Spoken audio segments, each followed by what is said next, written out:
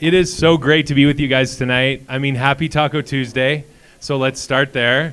You guys doing okay with, did everyone get some tacos? It's very important. Yeah, okay, I think there's some more coming. Matt's going to be taking care of you. Yes. Sure. Let's do that. I hope I have enough battery power. Lots of secrets. Okay. Speaking of secrets, you guys, I believe that the secrets to transforming your business and even your life and even changing the world are found in the search for the perfect taco.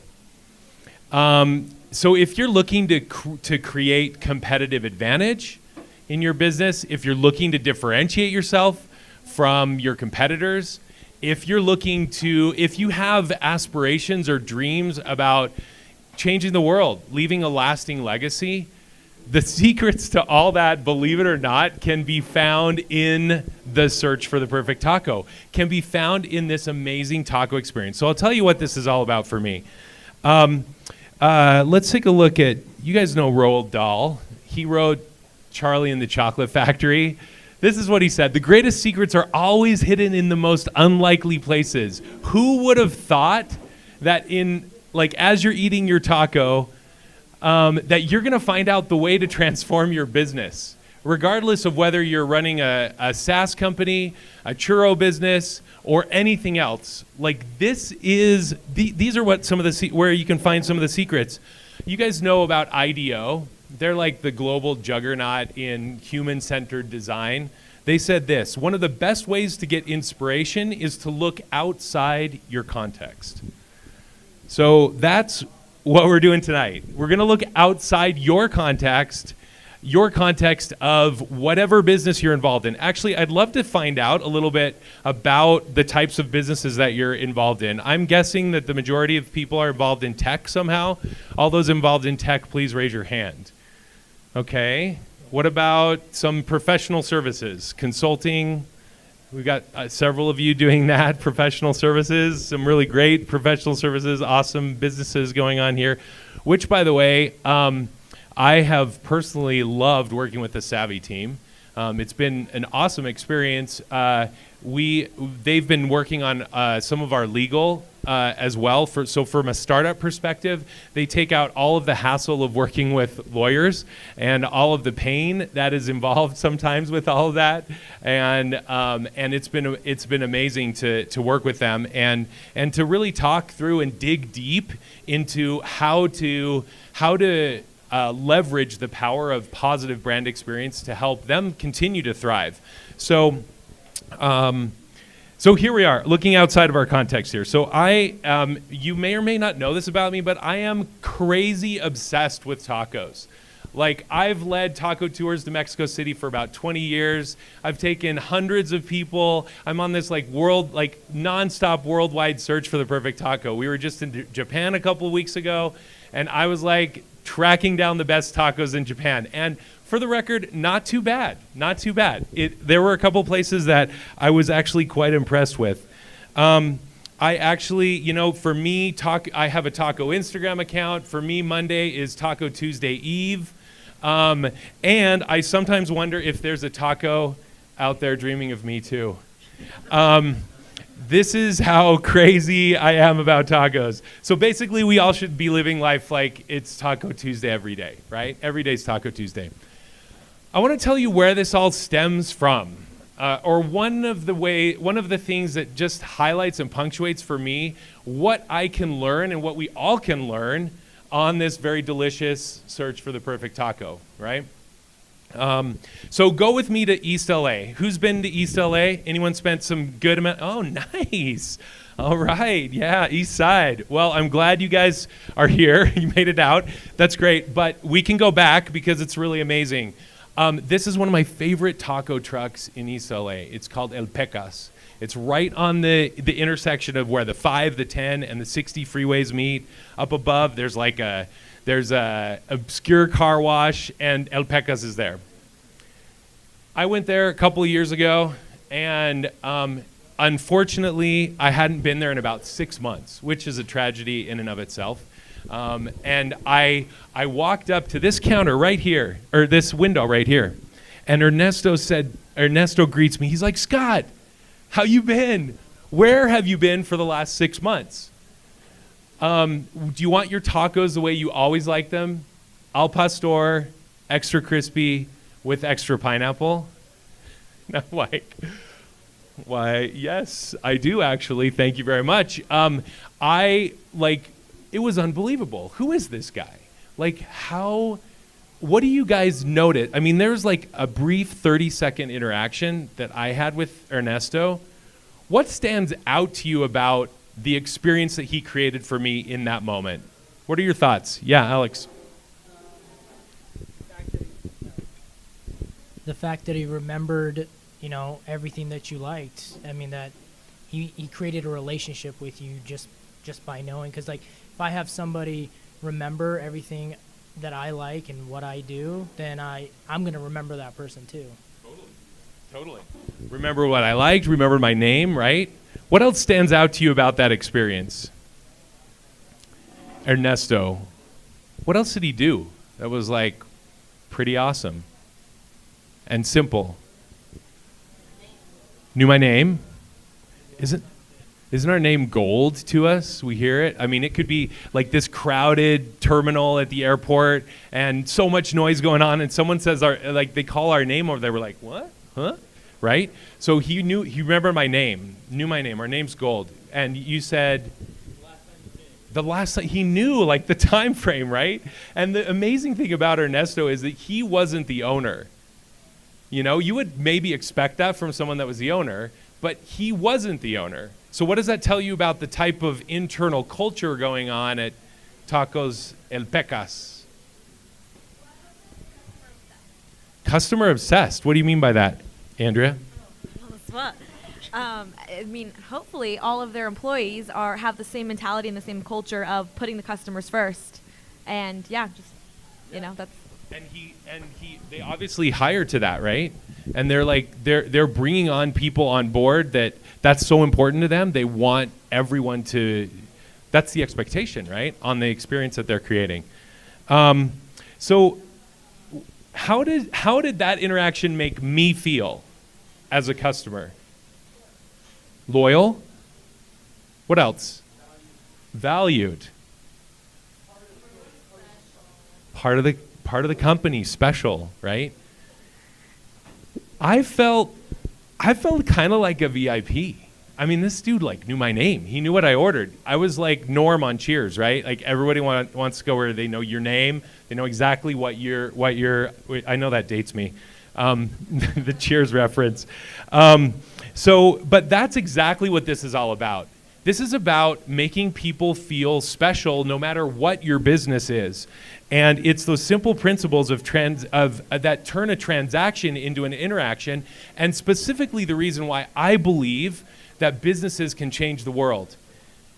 This is just one snapshot, but think about it. All of you are interacting with right now dozens, maybe even hundreds of brands. Think about all of the brands that you have on your body or that you've put on your body at some point today.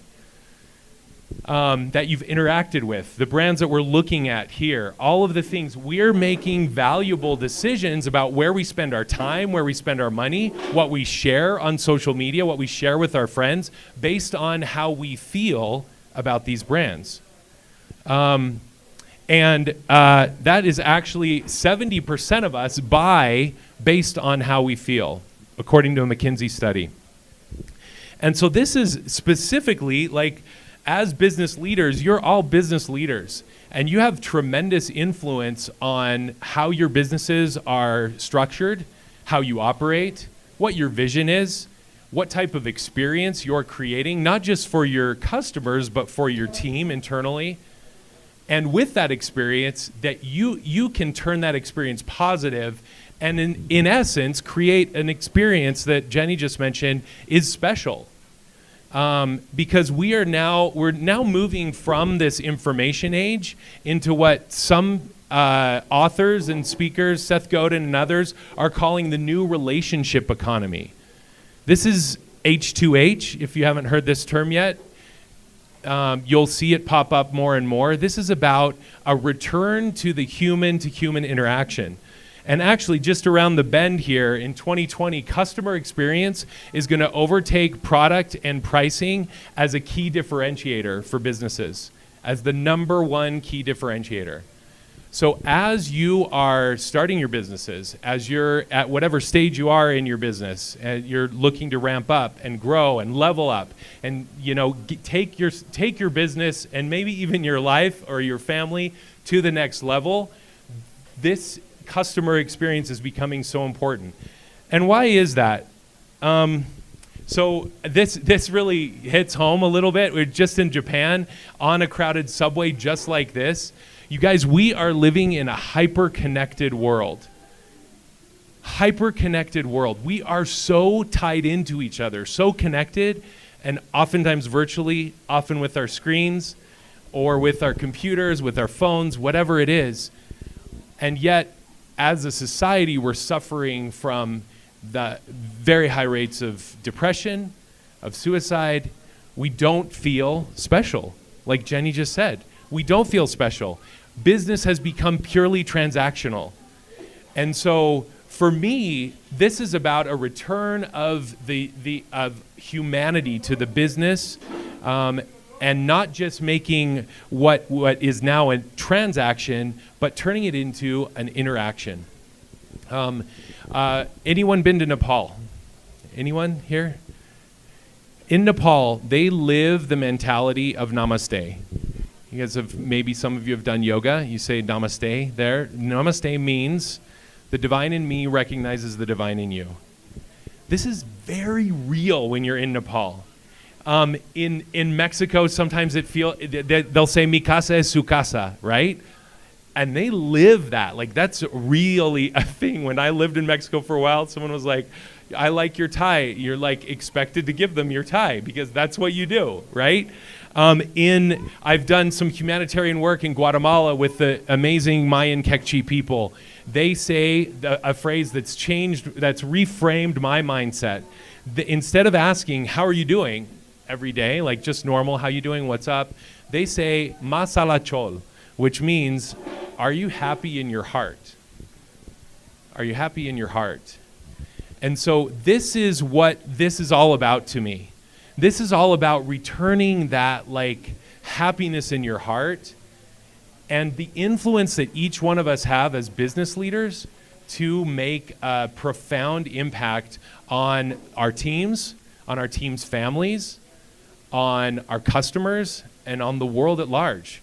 So imagine a world where all of your team members are interacting like Ernesto did with me at the taco at El Pecas, right? Where we remember names, where we look people in the eye, where we smile. You guys have probably heard. Actually, I'll share this next experience. So, and this, let me kind of share with you how far we've gone on one side. So, this reminds me of a dark hospital room that I was in recently with my father, who had a severe stroke about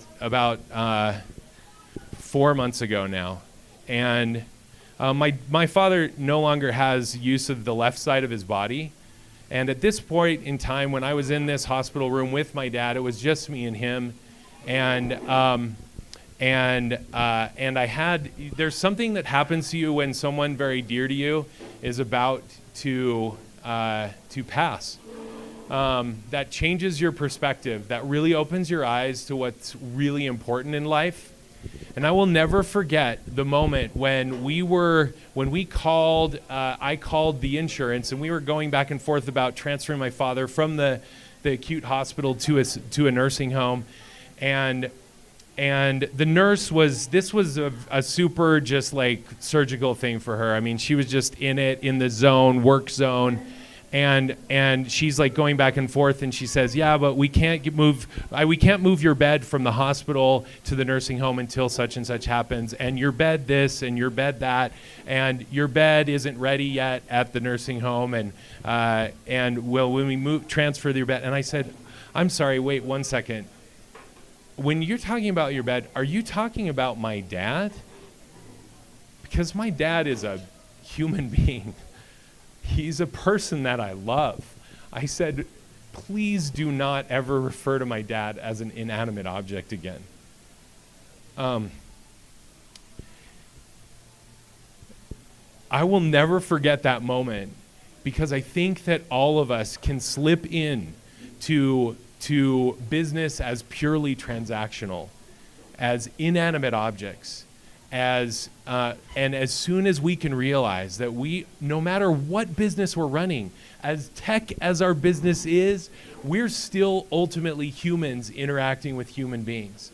Let me give you another example that happened with us at San Diablo. So I run, and Clayton's doing an amazing job, and Colin and Cheyenne just showed up. You guys, shout out these guys, churro artisans. They're doing an amazing job. They'll get you as many churros as you want, so don't worry. Stuff your faces. This is what we do. Stuff churros, stuff faces. Yeah, that's what we do. So we run a gourmet churro business, and we cater special events, weddings, parties, and things. And I want to walk you through what happened in an interaction. So just to give you a sense of, this isn't just in-person interaction. I want us to think through all of the moments and all of the touch points that you have with your customers. So let's start down here at the bottom. This was from Lauren, who decided that she was not going to need our services for her wedding anymore. Okay? Hi, Camille. Camille's our events manager. Hi, Camille. I'm no longer getting married and in need of your services. Thank you. Okay?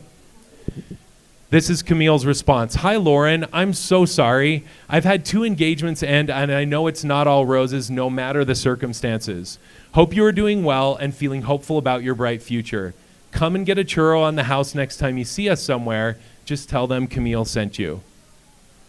The response: thank you, Camille. I will forever be a customer of San Diablo Churros. What happened here? What did Camille do?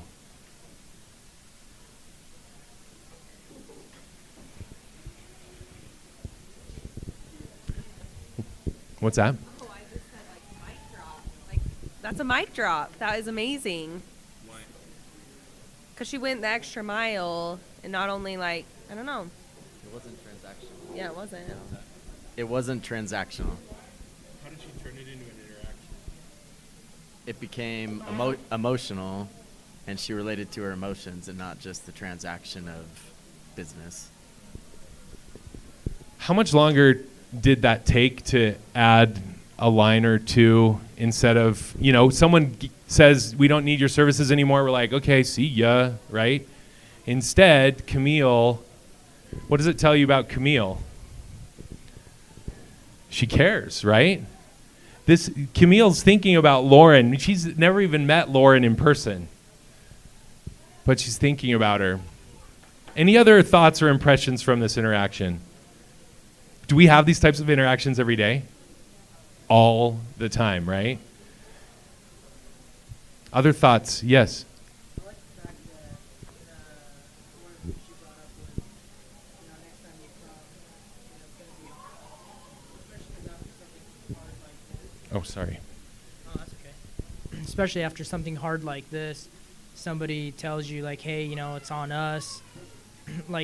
For me, that would feel amazing. Oh wow, this person actually does care, and it's not just trying to get me to come back in to do another transaction.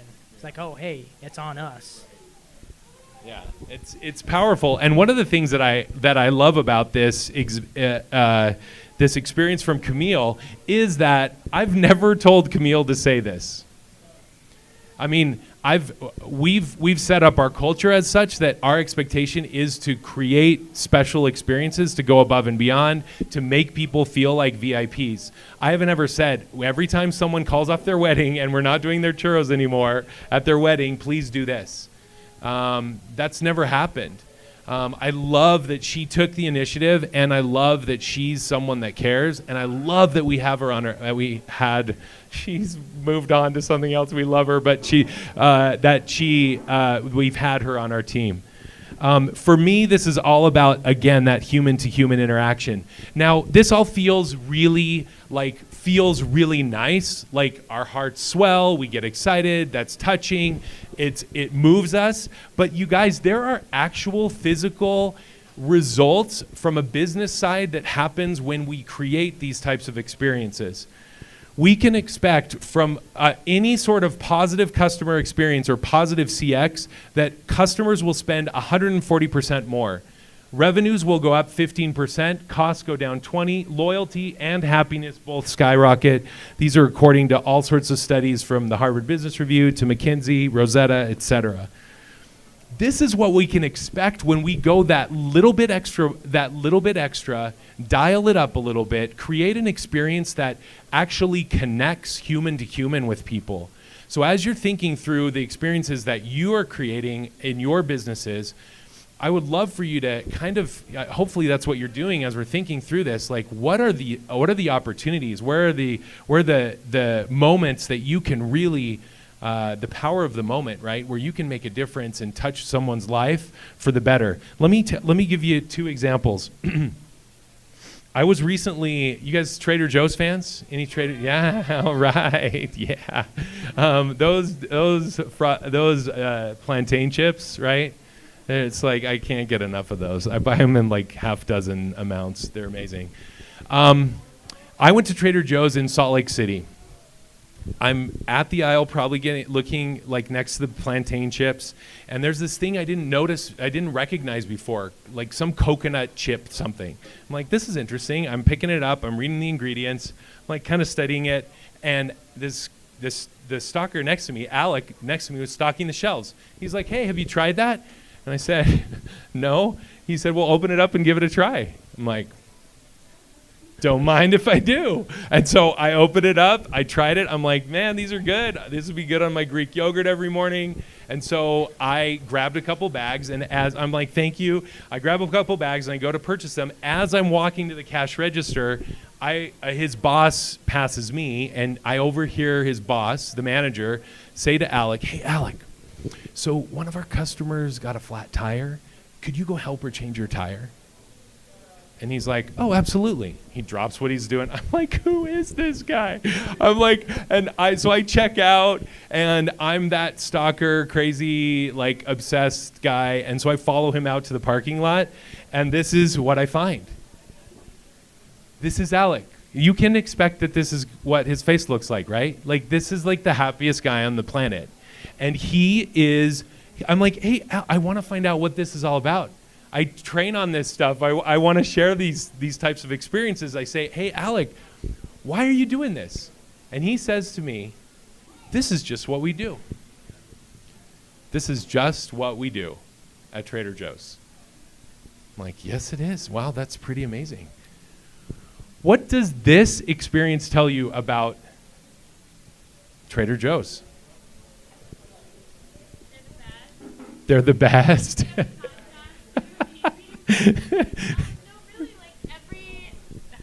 Thank you. I love the mic. Every Trader Joe's I've ever been in anywhere in the country is the same. Everyone has incredible energy. Everyone's working as a team.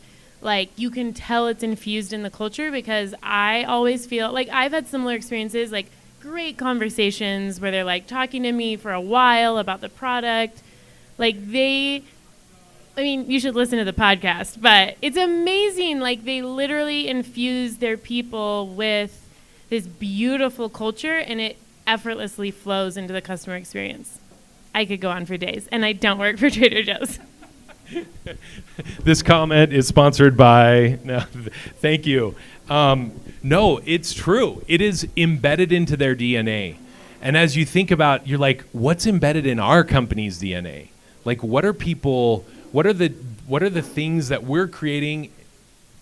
Hopefully you're asking yourselves, like, what is embedded in our DNA? What are we doing? So I tell this experience. Many of you know Emily Smith. So I told this experience in another presentation. She comes up to me afterwards and says, you're never going to believe what happened to me at Trader Joe's. I'm like, okay, try me. And so she says, I was at Trader Joe's with my husband, and we were checking out, and the cashier says, "How was your day?" Pretty normal question we get all the time, and a question that you can expect someone would ask you at Trader Joe's. And she's like, "What do we normally respond when someone says, 'How's your day?'" You're like, "Great, fine, good, whatever." She's like, "I was tempted to respond normally." And she said, "Actually," and so she said, I'm going to tell them what's really going on. And she said, "Well, actually, my husband and I bought a car." And the cashier reaches behind them, grabs a bouquet of flowers. "Congratulations." Gives them a bouquet of flowers instantly. You talk about mic drop, right? I mean, that's like, whoa. You know that the CEO and C-suite in Monrovia, California are like doing cartwheels down the hall in their corporate offices because experiences like this are happening. Like, just like Christine said, they're happening all over, wherever Trader Joe's is. And guess what? So Emily posts about it, right? Good thing she got a pedicure that day. And how many followers on Instagram did she share this with? 24,000 people got to hear about Emily's experience with Trader Joe's. So why is this experience? I mean, Alec was amazing, right? Like, you want people like Alec on your team. Tell me about this experience. Why is this even next level? What happened to Emily?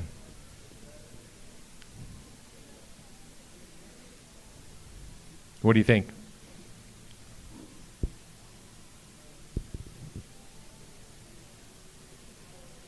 What stands out to you? Yeah. I mean, going back to what you said before about it being embedded in their DNA, like, you don't have to think about it. You just reach back and grab the flowers. Right. Like, speaking of being a part of who they are. Yeah. I think that's that. No manager approval, right? Like, this person knew that they were empowered to make that decision to make someone feel special, right? Please, Tim.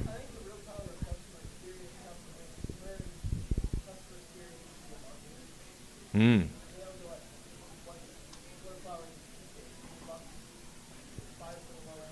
Sure, yeah.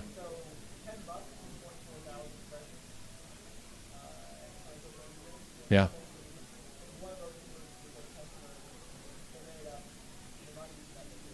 For sure.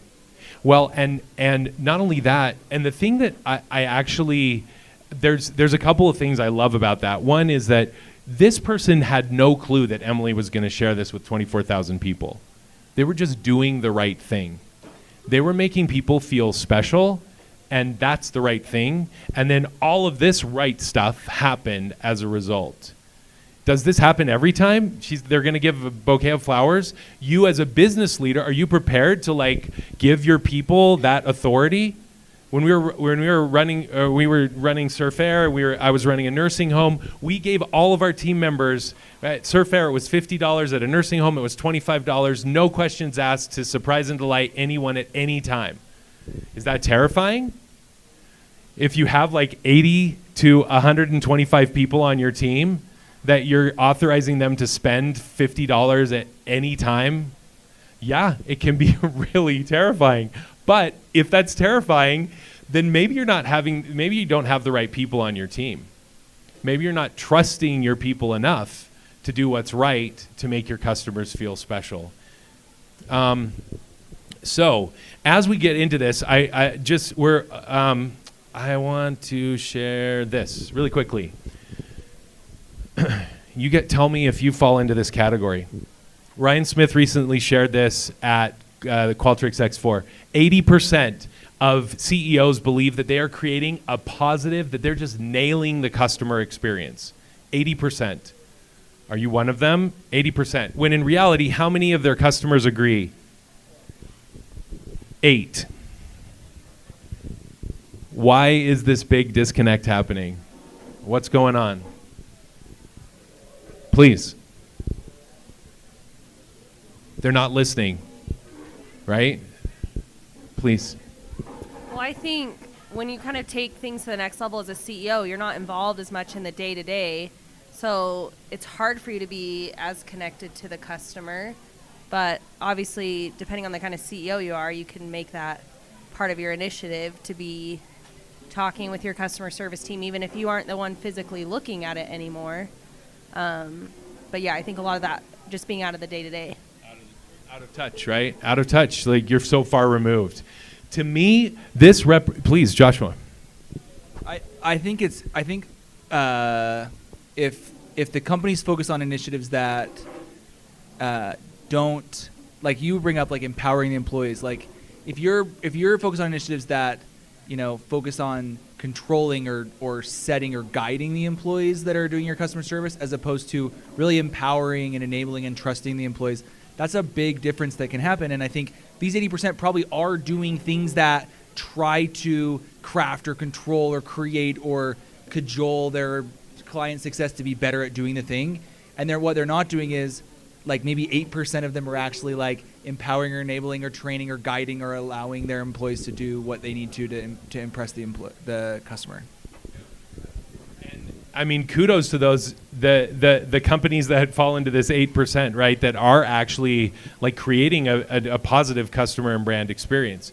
Because that, to me, all of this represents just an enormous opportunity. A huge gap, like 80 to 8%, represents an enormous opportunity for all of us to create something that is going to stand out, something that's different.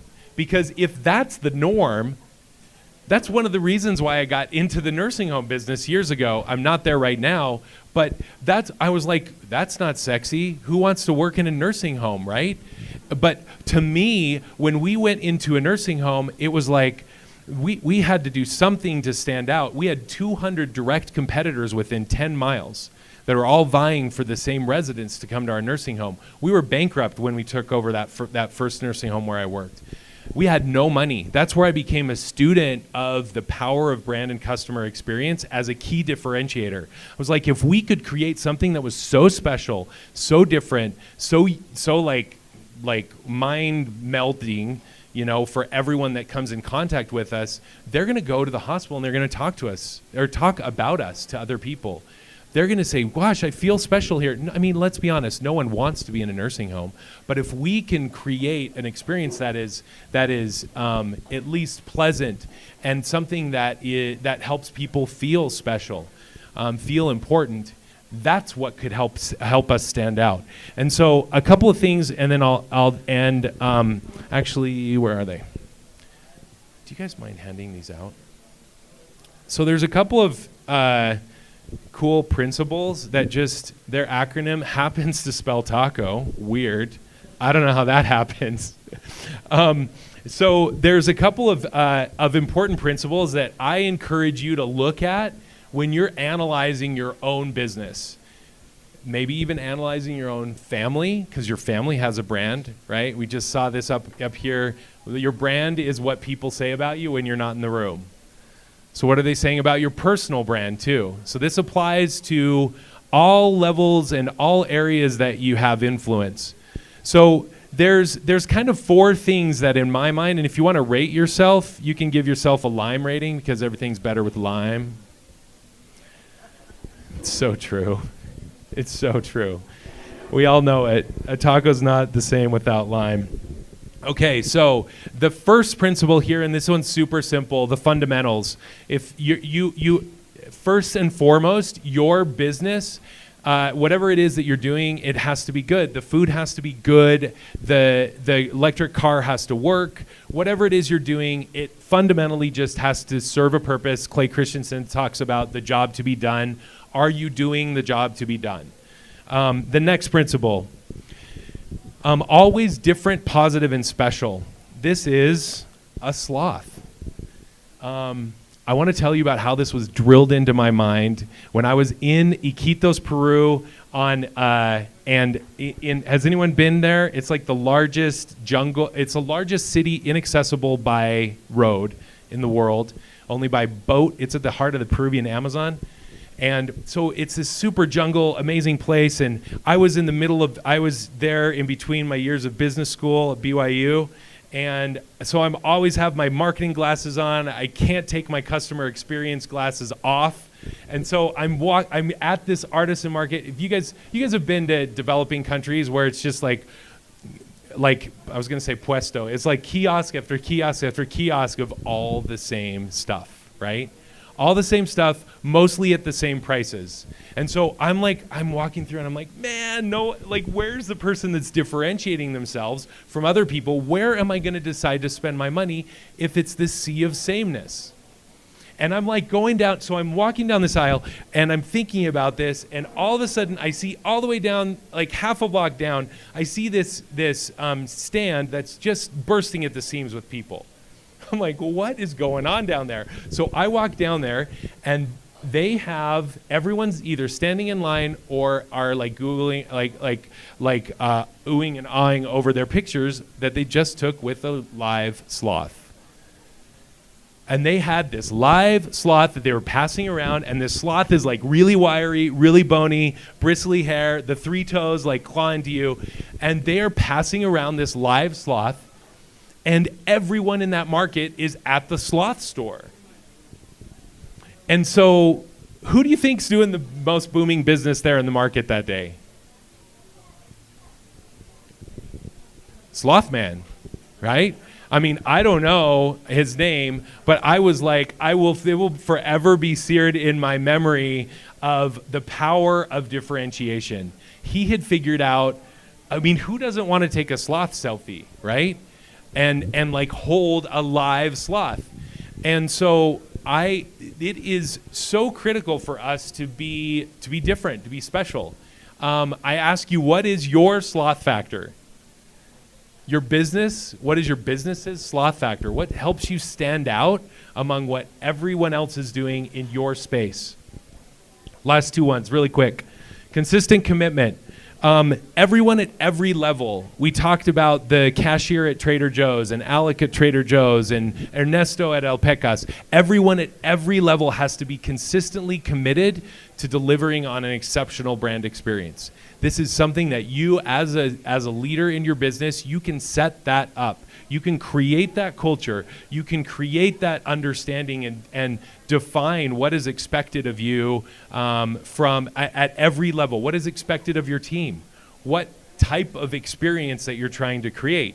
When we were doing Surf Air, we had to decide: are we like Singapore Airlines, like super highbrow, like, you know, Wall Street Journal, pomegranate juice, whatever, you know, great to see you, or are we folksy Southwest, like, welcome aboard, dude, come on, you know, and we're like wearing Hawaiian print t-shirts.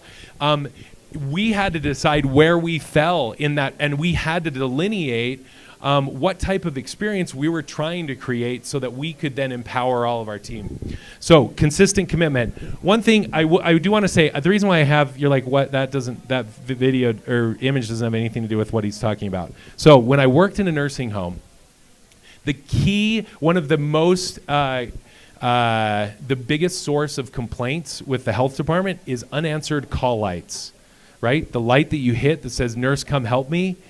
And they light up outside the door. So it was our commitment as an entire team. We're like, you do not pass a call light without answering it. And my business partner, Elizabeth, and I, she's an amazing nurse. We said, look, if you guys ever catch us passing a call light and not answering it, and I can't always do everything that they ask when in the call light, and you don't want me to. I'm not certified as a clinician to do an IV or other things like that. You don't want me doing that, but I can go and get someone because it is all of our job to take care of our residents. And so we said, look, if you ever pass us passing a call light, if you ever find us passing a call light and not answering it, we need to give you $20 out of our pocket right now.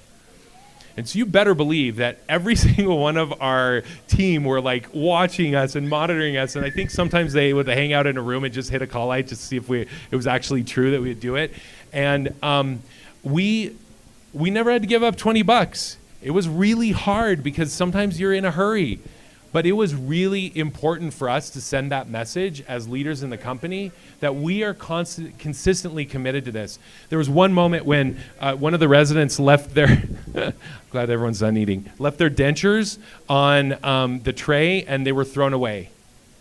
So this is a big problem. When someone loses their dentures, I mean, it's like weeks, months, it's super expensive, it's such a pain, like to get the dentist come in, redenture, everything like that. I mean, it's crazy.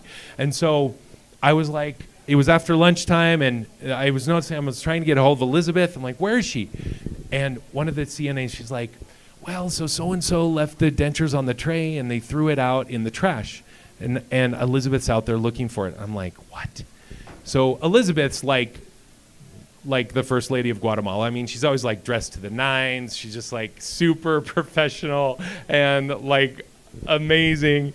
And I walk out there to the dumpster, and Elizabeth in her heels is dumpster diving for these dentures, digging through 3 bags of trash. She found the dentures. She's there with the CNA. I can tell you that all of us, myself included, would walk through fire for Elizabeth Darden, because she was consistently committed at every moment to delivering an exceptional experience. I'll end on one last thing. This is the pilon, this is the extra, this is the cherry on top, this is the oh wow. This is what you can do that is the mic drop, is the experience that just like blows people's minds. I want to share with you one that's really simple to me that happened in a taqueria in the heart of Mexico City. Let's see what happened when this is Amparo. She's the owner of Los Machetes. They've been making tacos as long as your arm for about 50 years. Like seriously, that's why they're called Los Machetes. They're like machete blades. That's why they call them that. And so this is super crazy popular. I went there because I've heard about it, and this is what happened when Amparo saw that I was totally into tacos. What happens in the experience that she created for me? Oh, my speaker went off. Anyway, you can kind of see.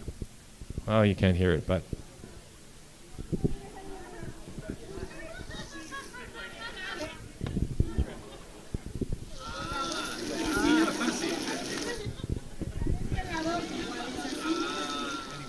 I was a pathetic taco maker, and they were teaching me how you can, if you heard the sound, you can hear their like laughing at me, at my lack of taco making skills. And they're like teaching me how to flip these.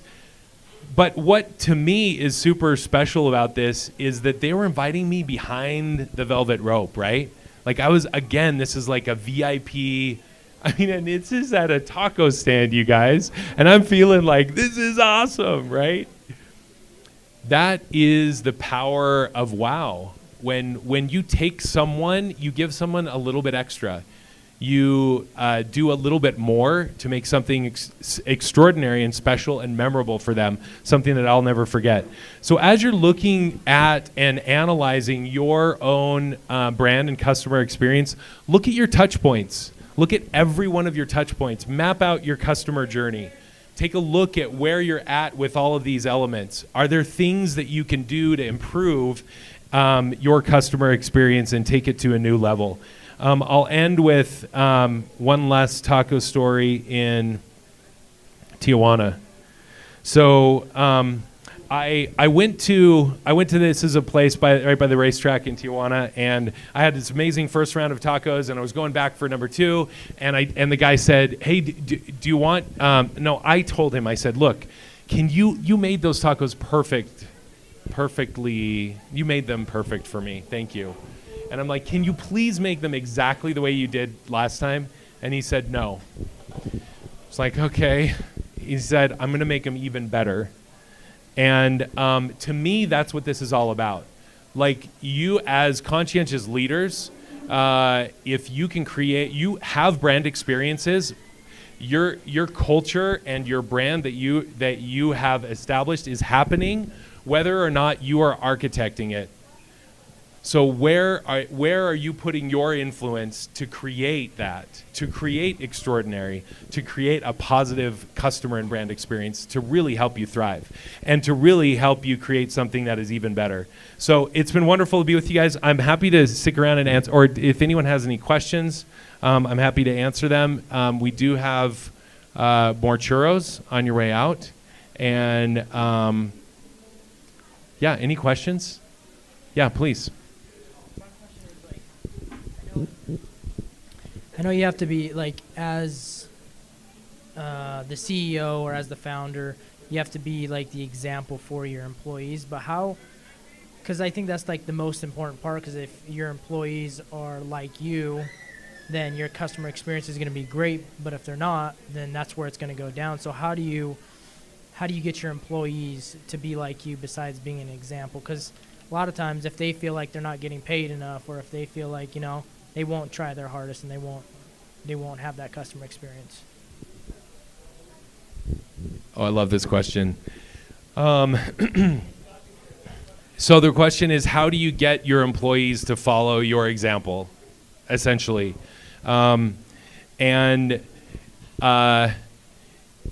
believe, and in the experience that I've seen in running like a couple of nursing homes and an airline and a churro business and other businesses that I've seen and consulted with, my experience is if you set up an internal culture that is very well defined, everyone understands what your mission, your vision, your values, what the expectations are in dealing with and working together, and the experience that you're looking to create, like you free them up to actually not just follow your example, but surprise you with how ridiculously awesome they are.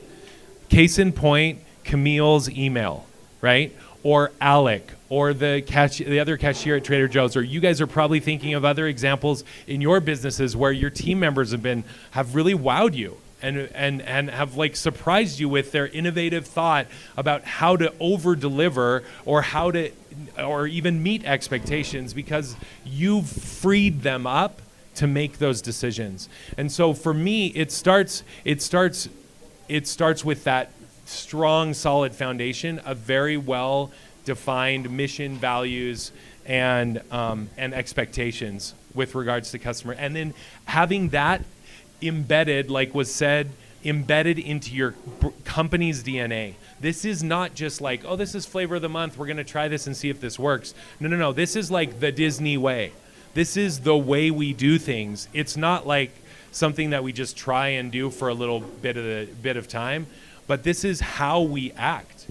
You know, at Disney, they call each other cast members. So regardless of whether you're on the IT team in the corporate offices in Glendale or in Burbank, or you're Cinderella, you know, at Disneyland, everyone is a cast member because everyone is on stage.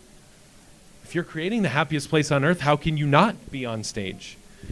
They are all committed, and that informs all of your decisions on your hiring, on your screening, on your rewarding, your disciplining, all of your business decisions. That informs all of that.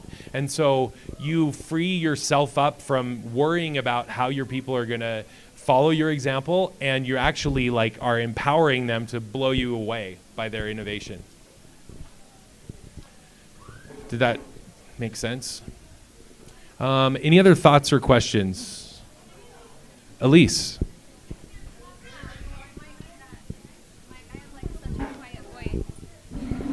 I think in connection to that question too, I think if you're treating, I'm not a CEO by the way, but I think if you're treating your employees also the way that you expect them to treat other people, the more likely too that they are going to follow through because they're being treated that way.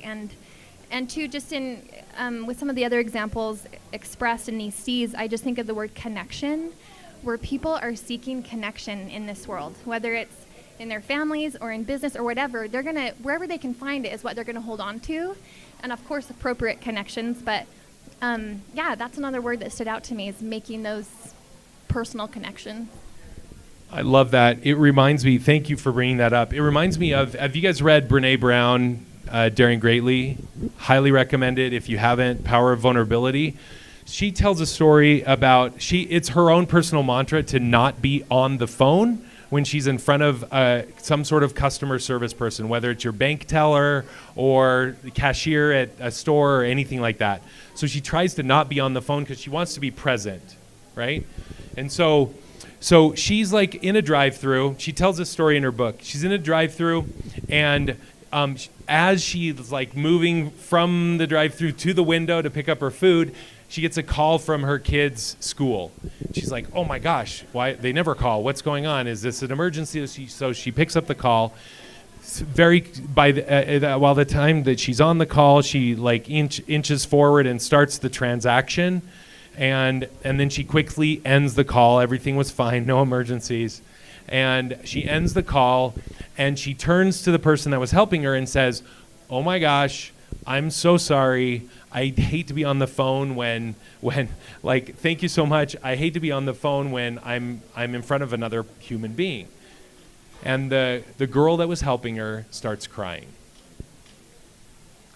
She starts crying and she says, "I have been serving people for like the last several hours. And you are the first person to look me in the eye. You are the first person to acknowledge that I'm a human being. I might as well have been a robot for the past several hours working here." It is because of these types of experiences, like Elise said, we're starving for connection. As connected as we say we are with each other, we are starving for human interaction and connection. And as businesses, we have a tremendous opportunity to set ourselves apart, to differentiate ourselves with that human-to-human connection. Thank you for bringing that up. Okay, any other, maybe one last question or thought or idea?